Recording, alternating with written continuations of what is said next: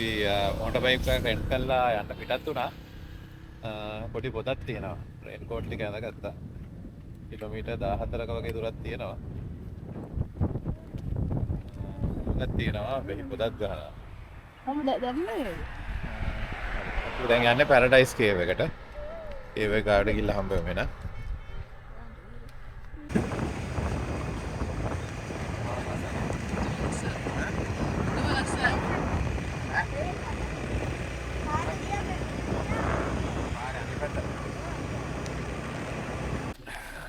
දැන් මේ paradise cave එක තියෙන තැනට ඇවිල්ලා තියෙන්නේ.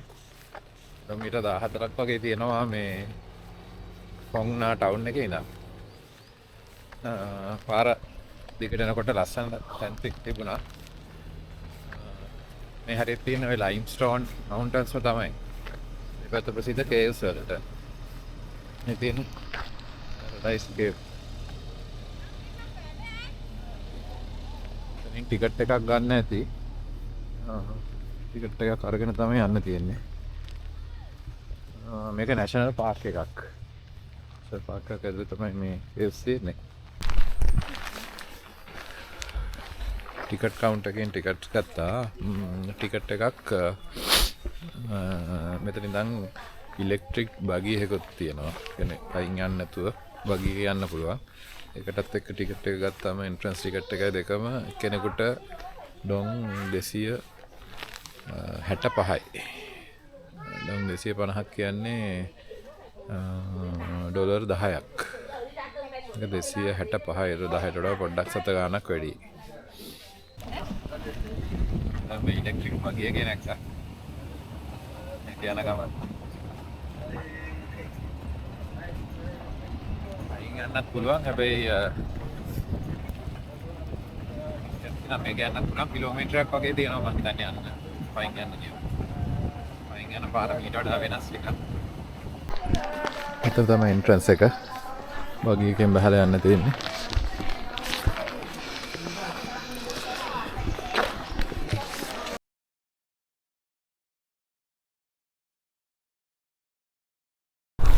පයින් යන්න තියෙනවා වගේ මීටර් 570ක් කියලා තියෙන්නේ. ටිකක් වෙහි බර කාලුණයක් ටෙම්පරේචර් එක සෙන්ටිග්‍රේඩ් 19ක් කියලා තියෙන්නේ. දැන් තරම් වහින්නේ නැහැ. හැබැයි සැරින් සැරේ පොද වැටෙනවා. හරි අපි නම් ගිහිල්ලා කේව් එක ඇතුළේදී ආයි හම්බෙමු. මේ තියෙන්නේ මේ කේව් එක තියෙන උඩ කන්ද. මේ උඩට තියෙන උස. මේ කන්දේ තියෙන මේ වගේ සිදුරකින් තමයි කේව් එකට යන්න තියෙන්නේ. මේ තියෙන එන්ට්‍රන්ස් එක. ඒකට මේ කන්ද ලයිම් ස්ටෝන් මවුන්ටන් එක දිගටම යනවා. ඒක ඇතුලේ තමයි කේව් එක තියෙන්නේ. අපි දැන් කේව් එකට එන්ට වෙන්න යන්නේ.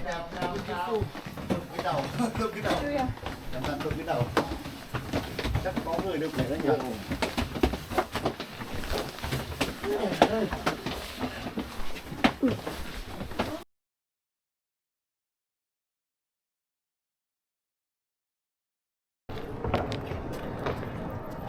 බලන්න කේව් එකේ සයිස් එක.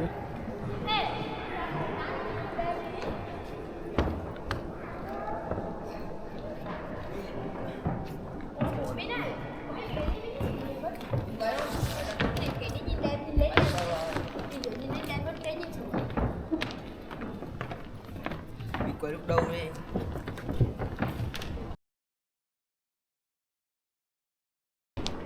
එතන වතුරත් ටිකක් එකතු වෙලා තියෙනවා. මේවට කියන්නේ ස්ටැග්ලයිට්ස් ස්ටැග්මයිට්ස් කියලා.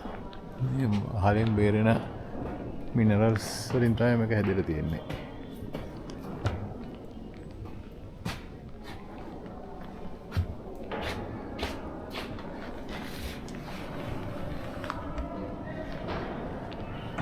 ඒවගේ දිග බලන්නකෝ. දැන් අපි මේ ටිකක් ඇවිල්ලා නේ. තව ඈතට යන්න තියෙනවා.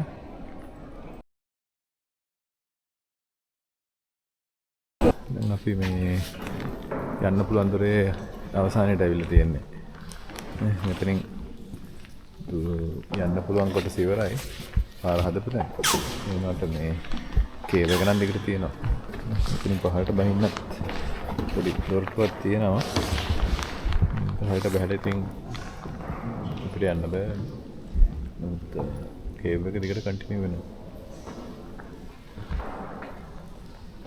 මෙතෙන්ට පේනවා අපි නැගපු බහැපු උස කොච්චරද කියලා.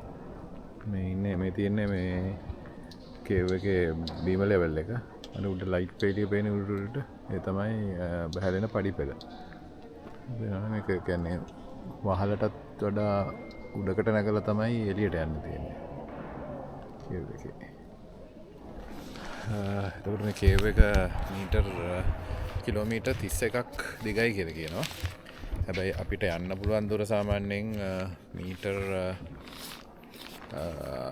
600ක් 700ක් විතර වගේ. මීටර් 700ක් වගේ දුර තමයි කේව් එක ඇතුළට යන්න පුළුවන් විදියට හදලා තියෙන්නේ. හොඳට ඉතින් මේ ස්ටෙයාර්කේස් දාලා වොක්වේස් දාලා ලයිට් දාලා හොඳට තියෙනවා ඇත්තටම. අපහසුවක් නැතුව යන්න පුළුවන්. ඉතින් මේ වගේ කේව්ස් ඉතින් ලංකාවේ නම් අපි දැනුවත්ව නැහැ මේ තරම් ලොකු කේව්ස්. ටිකක් අර අපේ නිල්දිය පොකුණ වල ගිහිලා තියෙනවා නම් ඒකට ටිකක් සමානයි නිල්දිය පොකුණ ගොඩක් පොඩි මීට වඩා. නමුත් ඒ විදිය තමයි ටිකක්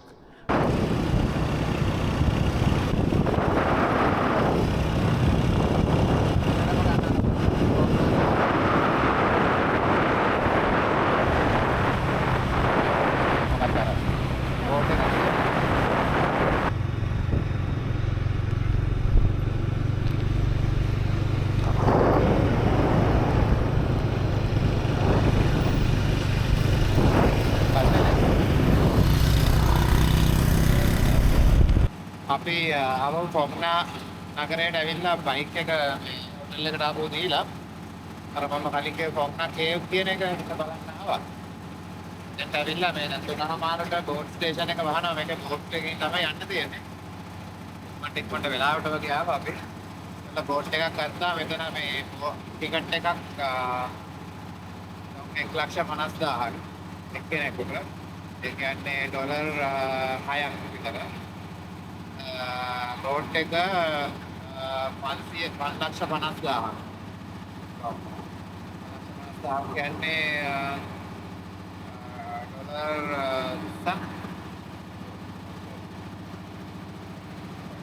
20කට වඩා වැඩි. අපිට ඩොලර් 40ක් ගියා අපි තුන් දෙනාට. බෝට් එකයි ක්‍රස් ටිකට්ස් එකක් විතර ගණන්.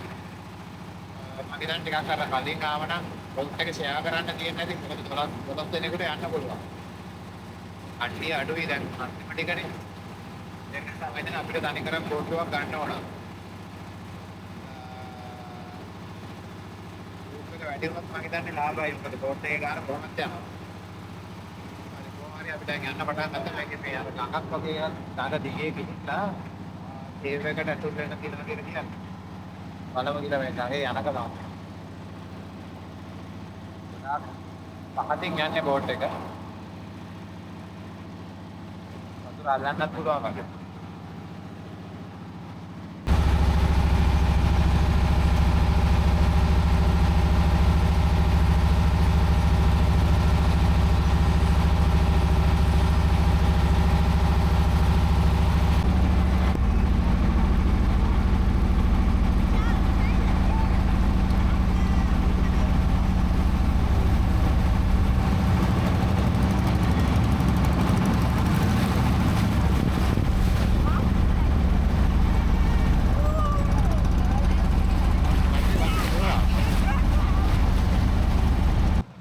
කේව් එක දිග කිලෝමීටර් 7ක් විතර කේව් එක දිගයිලු.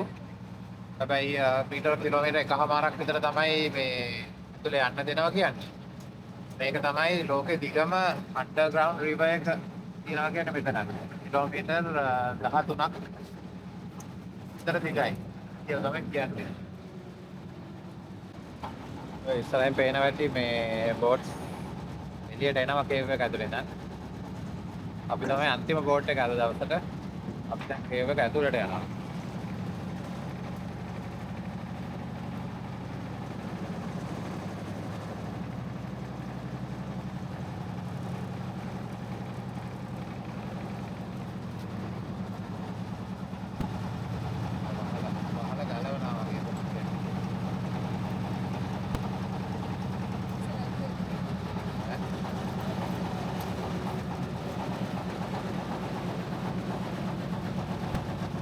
කේව් එක.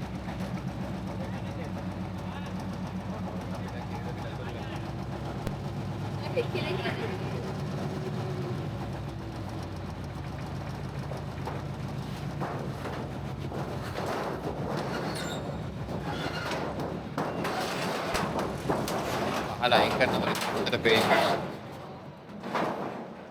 එන්ජින් එක ඔෆ් කරලා මේ බල්බ් එක තමයි මේක ඇතුලේ යන්නේ. පාෂාණ වලට කියන්නේ ස්ටැලැක්ටයිට්ස් ස්ටැලැග්මයිට්ස් කියලා. පහලෙන් බේරිලා ඒවා පාෂාණගත වෙලා.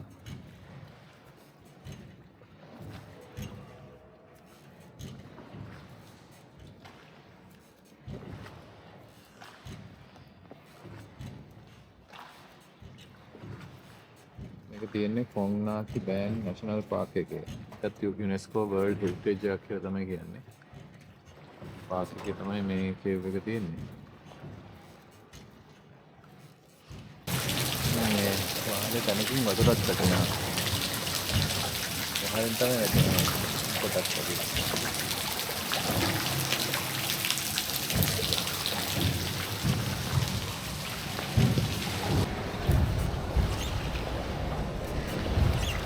මේකට යනවා නම් වෙහි කාලෙට යන්න බෑ. වෙහි කාලෙට මේ වතුර වැඩි වෙලා මේක ඔක්කොම යට වෙනවලු.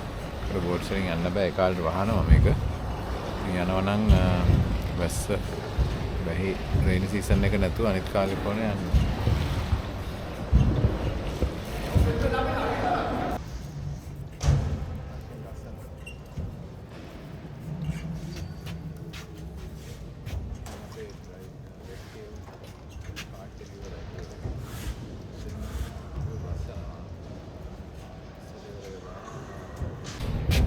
අපේ වෙට් කේව් පාට් එක ඉවරයි ටූර් එකේ. එතනින් අපි බස් යනවා. ඉස්සර ඉවර වෙලා ඊකේදී අපි ඩ්‍රයිව් කේව් එක බලලා ඊට පස්සේ අපිව ගන්න බෝට් එක ඉස්සරහට එවි. ඉතින් බහිනවා අපි එහෙනම්. බහලා බයින් යනවා. අපි දැන් ඩ්‍රයිව් කේව් පාට් එක බලන්න යන්නේ. ඉතින් ඩ්‍රයිව් කේව් එක මේ පාට් එක ඉතින් අර පැරඩයිස් කේව් එක වගේ තමයි.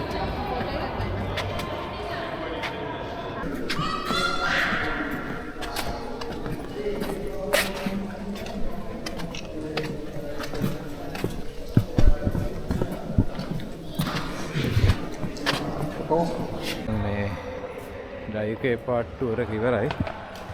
එනයි බෝට් එකට නගින්න යන්නේ. ඒක නගලා පිටත් වෙන මේ තියෙන අපේ ආපු කේව් එන්ට්‍රන්ස් එක වань කොච්චර ලොකුද කියලා. ඉතින් තමයි උඹතර තමයි ඉස්සෙල්ලා ගියේ. ඒක තමයි අන්තිමම කට්ටිය අද.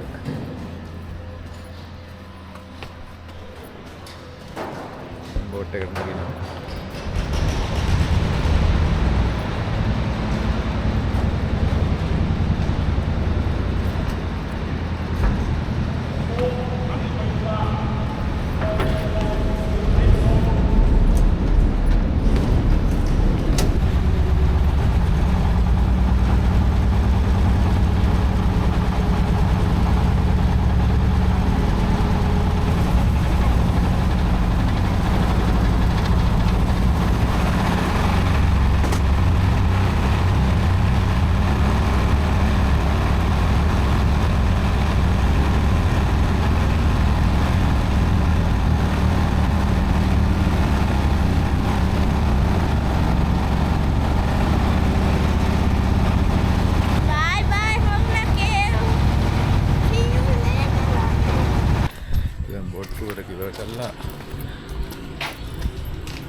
බෝට් ස්ටේෂන් එකෙන් බැස්සා. අපේ බස් එක තියෙන්නේ 8ට රෑ. මම ඉතින් හෙට ගිහිල්ලා කාලා පොඩ්ඩක් අටපිට ඇවිදලා අපු යන්න ලෑස්ති වෙනවා. රෙස්ටොරන්ට් එකක් මේ හරිය තියෙනවා. වෙනම් බස් එකේදී අපි හම්බෙමුකෝ. ස්ලීපර් බස් එක නැක්කා. 11:30. අද බස් එක ටිකක් වෙනස්. ඒකේ මේ අපි ඊයේ කැබින් බස් කියන එක අද ස්ලීපර් බස් එකක් මේකේ පේනවා ඇති තේලි තුනකට කැබින් සේවා මම ඉන්නේ එක මම පැත්තක් තියෙනවා Start my day early. Bus එකයි ගන්න පැත්තේ කියන්නේ පේලි තුනකට බස් එකේ තියෙන පොඩි ඉඩක් තියෙනවා ගාන දැඟට ඒකේ සයිස් එකට වගේ තමයි ඉඳ තියෙන්නේ හොයන්න පුළුවන්